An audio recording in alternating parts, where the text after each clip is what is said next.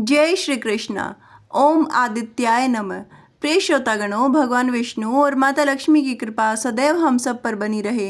प्रिय श्रोतागणों, आज हम श्रवण करेंगे ज्येष्ठ मास महात्म्य के छठे दिन की कथा। आज के अध्याय में हम सुनेंगे भगवान सूर्य के व्रतों के अनुष्ठान तथा उनके मंदिरों में अर्चन पूजन की विधि तथा व्रत के करने से क्या फल प्राप्त होता है। तो आइए शुरू करते हैं आज का महात्म्य। दिंडी ने ब्रह्मा जी से पूछा, हे ब्रह्मा, आपने आदित्य क्रिया योग को मुझे बतलाया। अब आप यह बतलाने की कृपा करें कि भगवान सूर्य उपवास से कैसे प्रसन्न होते हैं, उपवास करने के लिए क्या क्या त्याग करना चाहिए, आराधना में क्या क्या करना चाहिए, इस सब का आप विस्तार पूर्वक वर्णन करें। ब्रह्मा जी कहते हैं, दंडिन, भगवान सूर्य पुष्प आदि द्वारा पूजन करने से ही प्रसन्न हो जाते हैं और उत्तम फल देते हैं। पापों से रहित होकर सद्गुणों का आश्रय ग्रहण कर सभी भोगों का परित्याग करना ही उपवास कहलाता है। अतः ऐसे उपवास से क्यों नहीं मनोवांछित फल प्राप्त होता है। 1 रात, 2 रात या 3 रात या नक्त व्रत करने वाला निष्काम होकर उपवास कर मन, वचन और कर्म से सूर्य नारायण की आराधना में तत्पर रहे तो ब्रह्मलोक को प्राप्त कर सकता है। यदि साधक किसी कामना से दत्तचित होकर भगवान सूर्य की उपासना करता है तो प्रसन्न होकर भगवान उसकी कामना पूर्ण कर देते हैं। अंधकार का नाश करने वाले जगत आत्मा सूर्य नारायण की तन्मयता पूर्वक आराधना के बिना किसी प्रकार भी सद्गति नहीं मिलती। अतः पुष्प, धूप, चंदन, नैवेद्य आदि से भक्ति पूर्वक सूर्य की पूजा और उसकी प्रसन्नता के लिए उपवास करना चाहिए। उत्तम पुष्प के न मिलने पर वृक्षों के कोमल पत्ते अथवा दुर्वा से भी पूजन कर सकते हैं। पुष्प, पत्र, फल, जल जो भी यथाशक्ति मिले उसे ही भक्ति के साथ भगवान सूर्य को अर्पण करना चाहिए। इससे भगवान सूर्य को अतुल्य तुष्टि प्राप्त होती है। सूर्य नारायण के मंदिर में सदा झाड़ू देने पर धूलि में जितनी कणिकाएं होती हैं उतने समय तक सूर्य के समान होकर वह स्वर्ग में रहता है। मंदिर के छोटे भाग का भी मार्जन करने पर उस दिन के पाप से व्यक्ति मुक्त हो जाता है। जो गोमय से, मृतिका अथवा अन्य धातुओं के चूर्ण से मंदिर में उपलेपन करता है वह विमान पर चढ़कर सूर्यलोक में जाता है। मंदिर में जल से छिड़काव करने वाला वरुण लोक में निवास करता है। जो लेपन किए हुए मंदिर में पुष्प बिखेरता है वह कभी दुर्गति नहीं प्राप्त करता। मंदिर में दीपक प्रज्वलित करने वाला व्यक्ति सभी ऋतुओं में सुखप्रद सवारी करता है। ध्वजा चढ़ाने वाले के ज्ञात और अज्ञात सभी पाप पताका के वायु में हिलने पर नष्ट हो जाते हैं।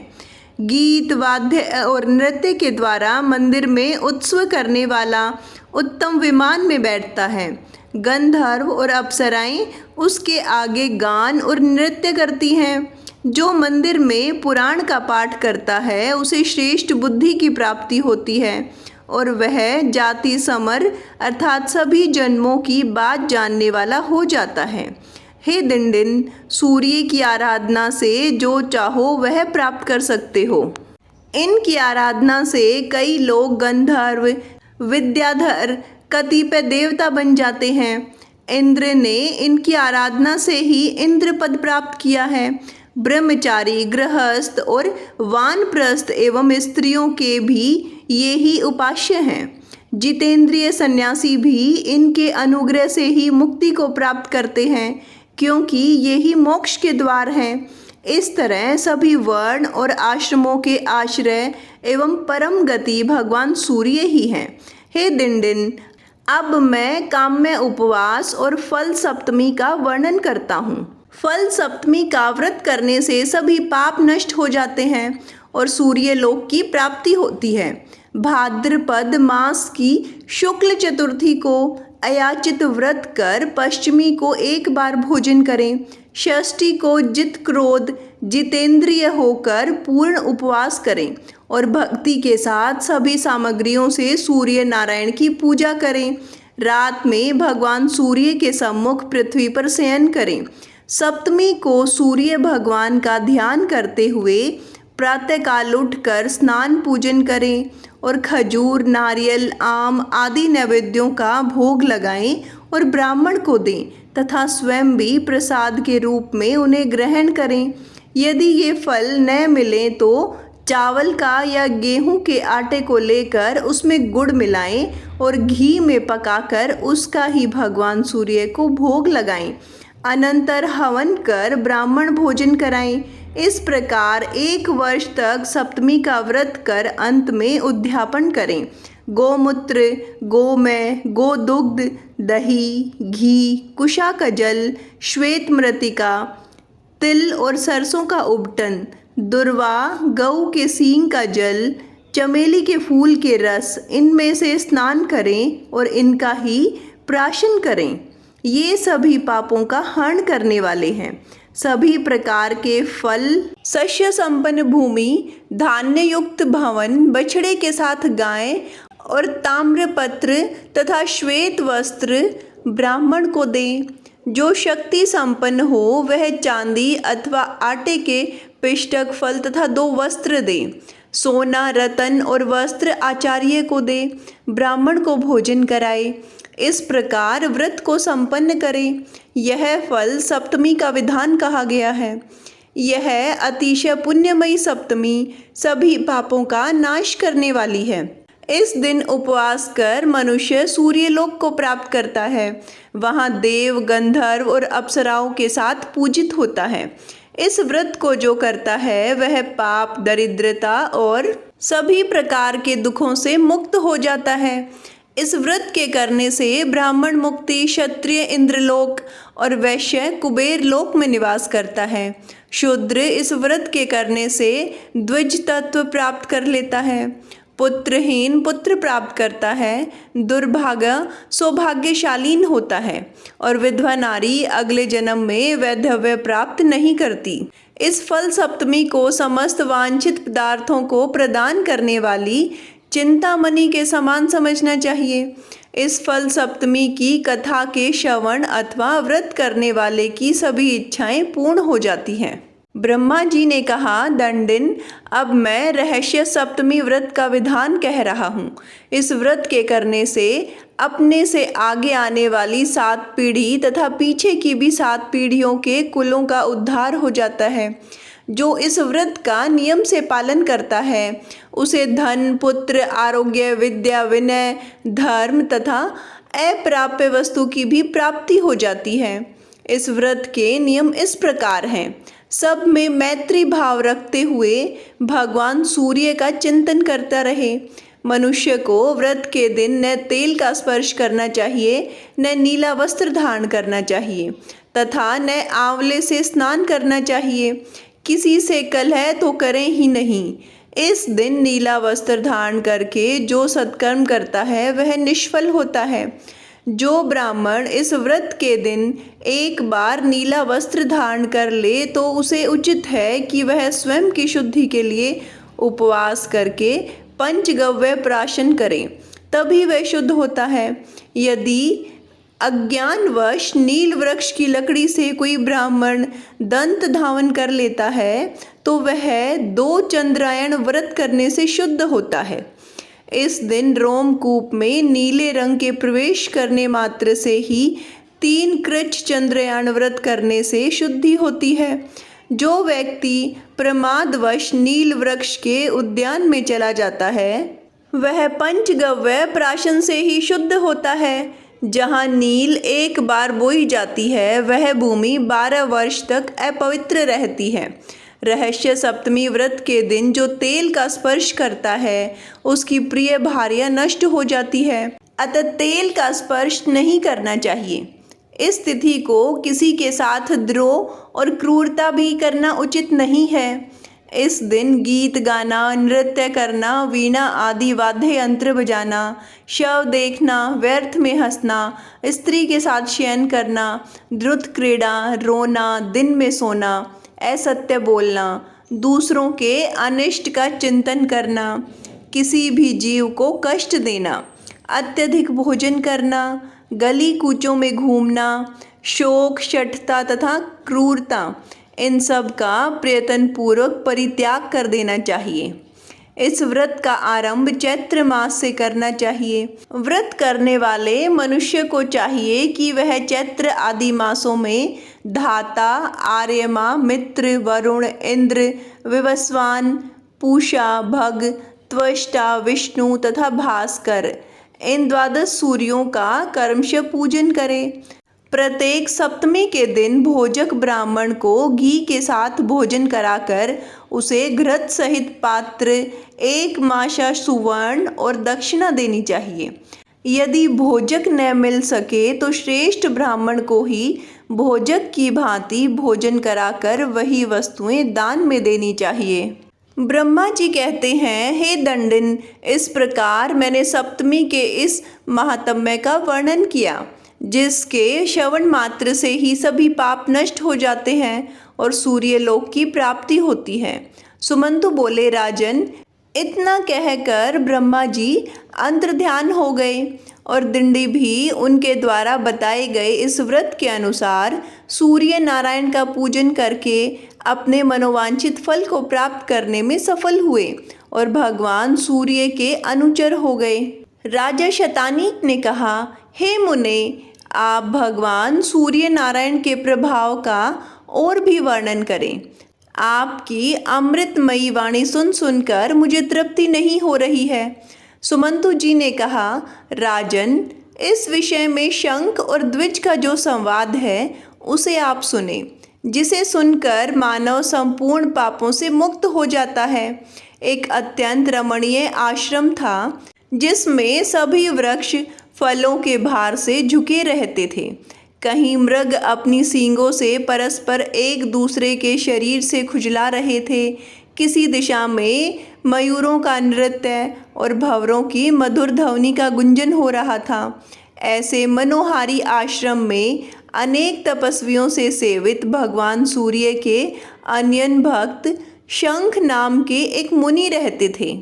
एक बार भोजक कुमारों ने मुनि के समीप जाकर विनयपूर्वक अभिवादन कर निवेदन किया, महाराज, वेदों के विषय में हमें संदेह है, आप हमारे संदेह का निवारण करें। उन विजयी भोजकों की इस प्रार्थना को सुनकर प्रसन्न हुए शंख मुनि उन सभी को वेदाध्ययन कराने लगे। एक दिन वे सभी कुमार वेद का अध्ययन कर रहे थे। उसी समय परम तपस्वी द्विज नाम के एक श्रेष्ठ मुनि वहां आए। अमित तेजस्वी उन शंख मुनि ने उनकी विधिवत अर्चना की और उन्हें आसन पर बैठाया। उन कुमारों ने भी उनकी वंदना की, जिससे द्विज बहुत प्रसन्न हुए। शंख मुनि ने उन भोजक कुमारों से कहा, श्रेष्ठ पुरुष के आगमन से अन्न ध्याय होता है, अतः तुम सब इस समय अपना अध्ययन समाप्त करो। यह सुनते ही कुमारों ने अपने अपने ग्रंथ बंद कर दिए। द्विज ने शंख मुनि से पूछा, ये बालक कौन है और क्या पढ़ते हैं? शंख मुनि ने कहा, महाराज, ये भोजक कुमार हैं। सूत्र और कल्प के साथ चारों वेद, सूर्य नारायण के पूजन और हवन का विधान तथा रथ यात्रा की रीति और सप्तमी तिथि के कल्प का ये अध्ययन कर रहे हैं। द्विज ने पुनः पूछा, हे मुने, सप्तमी व्रत का क्या विधान है और भगवान सूर्य के अर्चन की क्या विधि है? सूर्य मंदिर में गंध, पुष्प, दीप आदि देने से क्या फल प्राप्त होता है? किस व्रत, नियम और दान से भगवान सूर्य प्रसन्न होते हैं? उन्हें कौन से पुष्प, धूप तथा उपहार दिए जाते हैं? यह सब मैं सुनना चाहता हूँ, इसे आप बताइए। सूर्य नारायण के महात्म्य की भी विशेष रूप से चर्चा करें। शंख मुनि ने कहा, इस प्रसंग में मैं महाराज सांब और महर्षि वशिष्ठ के संवाद का वर्णन कर रहा हूँ। एक बार सांब महर्षि वशिष्ठ के पवित्र आश्रम पर गए। वहाँ जाकर उन्होंने नियत आत्मा वशिष्ठ के चरणों में प्रणाम किया और वे हाथ जोड़कर विनीत भाव से खड़े हो गए। महर्षि वशिष्ठ ने भी उनके भक्ति भाव को देखकर प्रसन्न मन से उनसे पूछा। वशिष्ठ जी बोले, सांब, तुम्हारा तो संपूर्ण शरीर भयंकर कुष्ठ रोग से विदीर्ण हो गया था। यह सर्वथा रोग मुक्त कैसे हुआ और तुम्हारे शरीर की दिव्य कांति एवं शोभा कैसे बढ़ गई? यह सब मुझे बताओ। सांब ने कहा, महाराज, मैंने भगवान सूर्य नारायण की आराधना उनके सहस्त्र नामों द्वारा की है। उसी आराधना के प्रभाव से उन्होंने प्रसन्न होकर मुझे साक्षात दर्शन दिए हैं और उनसे मुझे वर की प्राप्ति भी हुई है। वशिष्ठ जी ने पुनः पूछा, तुमने किस विधि से सूर्य की आराधना की है? तुम्हें किस व्रत, तप अथवा दान से उनका साक्षात दर्शन हुआ? यह सब विस्तार से बतलाओ। सांब ने कहा, महाराज, जिस विधि से मैंने भगवान सूर्य को प्रसन्न किया है वह समस्त वृतांत आप ध्यान पूर्वक सुने। सांब ने कहा, महाराज, आज से बहुत पहले मैंने अज्ञानवश दुर्वासा मुनि का उपहास किया था। इसलिए क्रोध में आकर उन्होंने मुझे कुष्ठ रोग से ग्रस्त होने का शाप दे दिया, जिससे मैं कुष्ठ रोगी हो गया। तब अत्यंत दुखी एवं लज्जित होते हुए मैंने अपने पिता भगवान श्री कृष्ण के पास जाकर निवेदन किया, हे तात, मैं दुर्वासा मुनि के शाप से कुष्ठ रोग से ग्रसित होकर अत्यधिक पीड़ित हो रहा हूँ। मेरा शरीर गलता जा रहा है, कंठ का स्वर भी बैठता जा रहा है, पीड़ा से प्राण निकल रहे हैं। वैद्य आदि के द्वारा उपचार कराने पर भी मुझे शांति नहीं मिलती। अब आपकी आज्ञा प्राप्त करके मैं प्राण त्यागना चाहता हूँ। अतः आप मुझे यह आज्ञा देने की कृपा करें, जिससे मैं इस कष्ट से मुक्त हो सकूं। मेरा यह दीन वचन सुनकर उन्हें बड़ा दुख हुआ और उन्होंने क्षण भर विचार कर मुझसे कहा, पुत्र, धैर्य धारण करो, चिंता मत करो, क्योंकि जैसे सूखे तिनके को आग जलाकर भस्म कर देती है, वैसे ही चिंता करने से रोग और अधिक कष्ट देता है। भक्ति पूर्वक तुम देव आराधना करो, जिससे सभी रोग नष्ट हो जाएंगे। पिता के ऐसे वचन सुनकर मैंने पूछा, हे तात, ऐसा कौन सा देवता है जिसकी आराधना करने से इस भयंकर रोग से मैं मुक्ति पा सकूं? भगवान श्री कृष्ण बोले, पुत्र, एक समय की बात है। योगी श्रेष्ठ याज्ञवल्क्य मुनि ने ब्रह्मलोक में जाकर पद्म योनि ब्रह्मा जी को प्रणाम किया और उसने पूछा कि महाराज, मोक्ष प्राप्त करने के इच्छुक प्राणी को किस देवता की आराधना करनी चाहिए? अक्षय स्वर्ग की प्राप्ति किस देवता की उपासना करने से होती है? यह चराचर विश्व किस से उत्पन्न हुआ और किस में लीन होता है? इन सब का आप वर्णन करें। ब्रह्मा जी बोले, हे महर्षि, आपने बहुत अच्छा प्रश्न पूछा है। यह सुनकर मैं बहुत प्रसन्न हूँ। मैं आपके प्रश्नों का उत्तर दे रहा हूँ, इसे ध्यान पूर्वक सुने। जो देव श्रेष्ठ अपने उदय के साथ ही समस्त जगत का अंधकार नष्ट कर तीनों लोकों को प्रतिभाषित कर देते हैं, वे अजर, अमर, अव्यय, शाश्वत, अक्षय, शुभ अशुभ के जानने वाले, कर्म साक्षी, सर्व देवता और जगत के स्वामी हैं। उनका मंडल कभी क्षय नहीं होता। वे पितरों के पिता, देवताओं के भी देवता, जगत के आधार, सृष्टि, स्थिति तथा संहार करता है। योगी पुरुष वायु रूप होकर जिनमें लीन हो जाते हैं, जिनकी सहस्त्र राशियों में मुनि, सिद्धगण और देवता निवास करते हैं, जनक, व्यास, शुकदेव आदि ऋषिगण, बालखिल्य, पंचशिख आदि योगी गण जिनके प्रभाव मंडल में प्रविष्ट हुए हैं, ऐसे वे प्रत्यक्ष देवता सूर्य नारायण ही हैं। ब्रह्मा, विष्णु तथा शिव आदि का नाम तो मात्र सुनने में ही आता है, पर सभी को वे दृष्टि गोचर नहीं होते, किंतु तिमिर नाशक सूर्य नारायण सभी को प्रत्यक्ष दिखाई देते हैं। इसलिए ये सभी देवताओं में श्रेष्ठतम है। अतः याज्ञवल्क्य, आपको भी सूर्य नारायण के अतिरिक्त अन्य किसी देवता की उपासना नहीं करनी चाहिए। इन प्रत्यक्ष देवता की आराधना करने से सभी फल की प्राप्ति हो सकती है। याज्ञवल्क्य मुनि ने कहा, महाराज, आपने मुझे बहुत ही उत्तम उपदेश दिया है जो बिल्कुल सत्य है। मैंने पहले भी बहुत बार सूर्य नारायण के महात्म्य को सुना है, जिनके दक्षिण अंग से विष्णु, वाम अंग से स्वयं आप और ललाट से रुद्र उत्पन्न हुए हैं। उनकी तुलना और कौन देवता कर सकते हैं? उनके गुणों का वर्णन भला किन शब्दों में किया जा सकता है? अब मैं उनकी उस आराधना विधि को सुनना चाहता हूँ जिसके द्वारा मैं संसार सागर को पार कर जाऊँ। वे कौन से व्रत, उपवास, दान, होम, जप आदि हैं जिनके करने से सूर्य नारायण प्रसन्न होकर समस्त कष्टों को दूर कर देते हैं?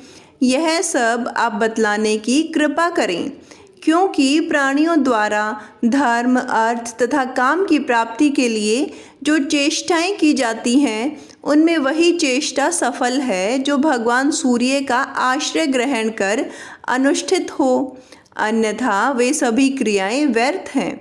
इस अपार घोर संसार सागर में निमग्न प्राणियों द्वारा एक बार भी किया गया सूर्य नमस्कार मुक्ति को प्राप्त कर देता है।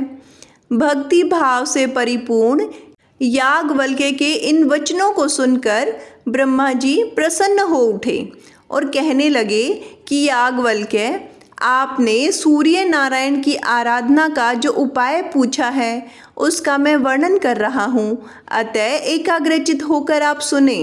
ब्रह्मा जी बोले, आदि और अंत से रहित सर्वव्याप्त पर ब्रह्म अपनी लीला से प्रकृति पुरुष रूप धारण करके संसार को उत्पन्न करने वाले, अक्षर सृष्टि रचना के समय ब्रह्मा, पालन के समय विष्णु और संहार काल में रुद्र का रूप धारण करने वाले सर्वदेव में पूज्य भगवान सूर्य नारायण ही हैं। अब मैं भेद अभेद स्वरूप उन भगवान सूर्य नारायण को प्रणाम करके उनकी आराधना का वर्णन करूँगा। यह अत्यंत गुप्त है, जिसे प्रसन्न होकर भगवान भास्कर ने मुझसे कहा था।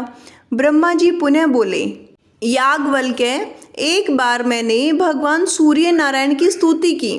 उस स्तुति से प्रसन्न होकर वे प्रत्यक्ष प्रकट हुए।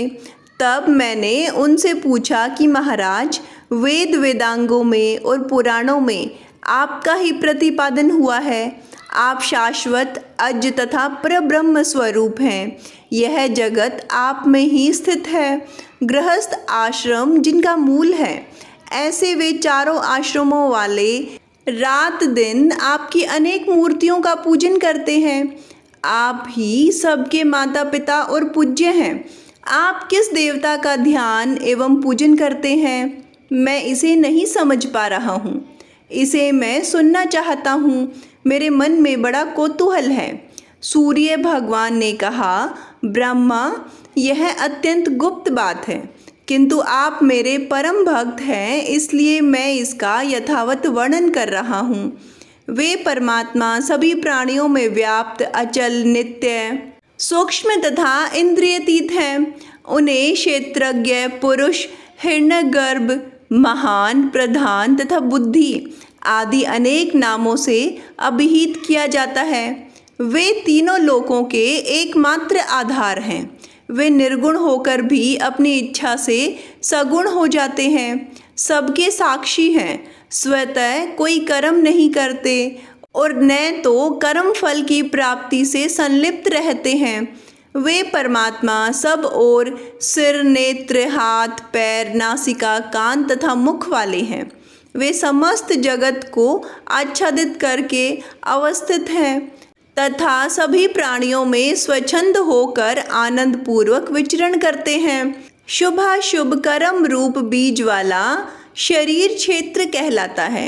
इसे जानने के कारण परमात्मा क्षेत्रज्ञ कहलाते हैं। वे अव्यक्तपुर में शयन करने से पुरुष, बहुत रूप धारण करने से विश्व रूप और धारण पोषण करने के कारण महापुरुष कहे जाते हैं। ये ही अनेक रूप धारण करते हैं। जिस प्रकार एक ही वायु शरीर में प्राण, अपान आदि अनेक रूप धारण किए हुए हैं, और जैसे एक ही अग्नि अनेक स्थान भेदों के कारण अनेक नामों से अभिहित की जाती है, उसी प्रकार परमात्मा भी अनेक भेदों के कारण बहुत रूप धारण करते हैं।